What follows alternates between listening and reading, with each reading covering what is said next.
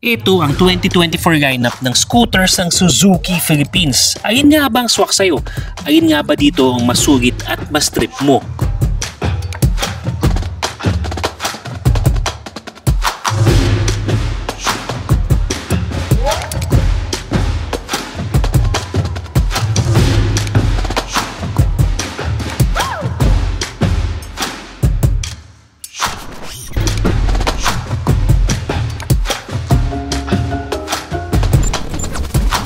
Kamakailan nga idinayo natin ang display ng Suzuki scooters sa Pulilan, Bulacan. May mga nakisama pa nga sa ating mga kalabaw na bumibida sa parada nito na dito mo lang masasaksihan. Lumilibot ang Suzuki scooterista sa iba't ibang lugar sa Pilipinas para ipakita sa atin ang iba't ibang mga scooters ng Suzuki. Una, ang SkyDrive Sport, price at 71,900 pesos. Ito yung scooter na sabay sa trend when it comes to fashion at saka forma. Magaganda yung available colors nito and sporty yung overall look and feel nito. Meron itong 113cc fuel-injected engine na perfect for beginners at swak din naman kahit sa mga veteranong riders. Ma-appreciate mo to dahil sporty yung headlights, sporty yung feel, at para sa segment na to, malaki yung gulay board niya. Sobrang tipid din ito sa gas dahil you can have 50 kilometers per liter. Walwala na yan sa traffic at saka under normal riding conditions. Pwede pa yang tumaas at mas matipid, depende na lang talaga sa throttle control mo. Yung seat height na to ay pasok sa Pinoy kahit na medyo kulang ka sa height, okay lang dahil 740mm lang ang seat height na to. Kung merong sport, meron din namang SkyDrive crossover. Ito naman yung, the same engine platform lang naman siya ng sport version pero meron itong mga characteristic of being a mini adventure scooter. Halos parehas lang sila ng SkyDrive Sport except for the suspension which offers better play especially sa mga medyo baku-bakong kalsada, mabato at lubak-lubak. Semi-block na rin ang mga gulong nito kaya mas may added kapit kahit sa mga hindi pantay na daan. Siyempre para sa akin mas pagkakas yung dating niya kasi mas brusko, mas macho. Angat din ang forma ng Naked Sport touring handlebar nito. Lakas makapogi oh. Nagulat ako sa power nito dahil sa 113cc Suzuki Eco Performance engine ay kayang-kayang bigat ko kahit sinabak pa namin to sa mga pataas, lubak-lubak, mabato at iba't ibang mga kalsada pa, walang bitin.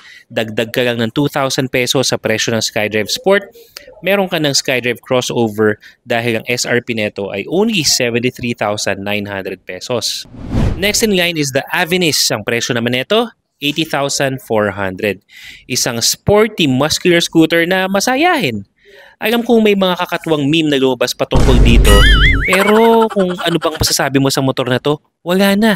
Yun lang yun, napagkatuwaan lang talaga siya. Sa daming beses ko na ginamit ang motor na to, ni minsan hindi ako pinahiya. Sa 125cc Suzuki Eco Performance engine ito, you can easily get 54 kilometers per liter. Swabe ang takbo at grabe din naman ang komportable ng suspension nito.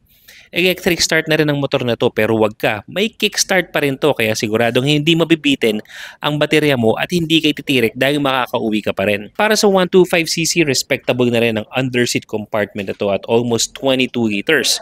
Ang maganda sa makina at ma-appreciate mo talaga ay kahit na tirik at pataas ang kalsada, hindi ka mabibitin kahit tulad ko, mabigat ako, di ba? Kayang-kaya pa rin ako. Sa Avinis, you will have that reliable power and dependability tapos lagi pang good vibes. Oh, ayaw mo ba nun? At syempre, ang paborito ko sa scooter lineup na to, ang mga Bergman. Kung hindi nyo pa alam, may mayroong dalawang variant ang Bergman ngayon. The standard version na nagkakahalaga ng 83,400 at ang Bergman EX naman na may halaga na 92,400. Kung gusto nyo makita ang buong performance ng motor na to, panoorin nyo na lang ang Libot Pilipinas episodes natin kung saan itong dalawang Bergman variants na to ay ginamit natin sa buong biyahe sa pag-ikot sa Pilipinas. Dumaan na yan sa baha, matitinding mga bagyo, ulan, dumaan na rin sa mga madudulas na daan, pababa, patarik, kahit sa highest point pa ng Philippine Highway ay kayang-kaya. Luzon, Visayas, Mindanao ang inikot ng Bergman na yan. Pero ni minsan hindi kami nagkaaberya. Mauna ka pang sumuko sa pagmamaneho kaysa sukuan ka ng Bergman mo. Ganyan yan katindi. Parang tahimik lang pero may tinatagong angas yan. At nung nakaraang Econora naman, nang bumiyahe kami mula Antipolo hanggang sa Lucban, Quezon, ay nagtala ito ng pinakamatipid na fuel efficiency rating na 94 kilometers per liter. Grabe naman yan, 94.